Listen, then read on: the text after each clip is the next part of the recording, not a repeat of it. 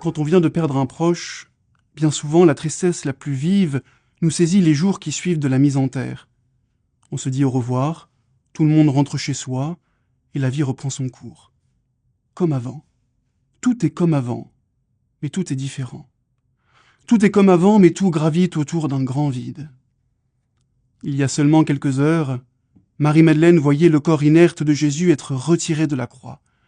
Elle sentait les aromates répandus à la hâte sur lui pour l'embaumer.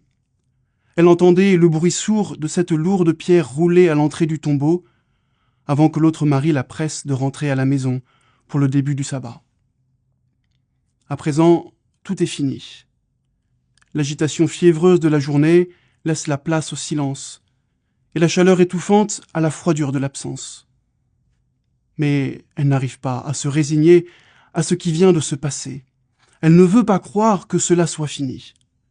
Comment cet homme, qui lui a pardonné ses propres péchés, qui a ressuscité son frère, qui a révélé à sa sœur qu'il était la résurrection et la vie, comment peut-il terminer sa mission de cette manière, dans le silence d'un tombeau? Ça ne tient pas.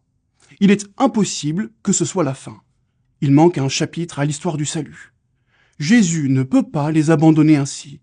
Il doit se passer quelque chose dans ce tombeau. Même au plein cœur de la nuit, transpercé par la douleur et l'incompréhension, sans qu'apparaisse aucune issue, tant humaine que divine, Marie-Madeleine veille, attend. Quoi exactement? Elle n'en sait rien. Mais, espérant contre toute espérance, elle sait que ce n'est pas fini. Elle croit que la mort n'aura pas le dernier mot.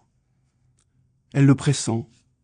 Du fond des ténèbres va jaillir la lumière de la vie.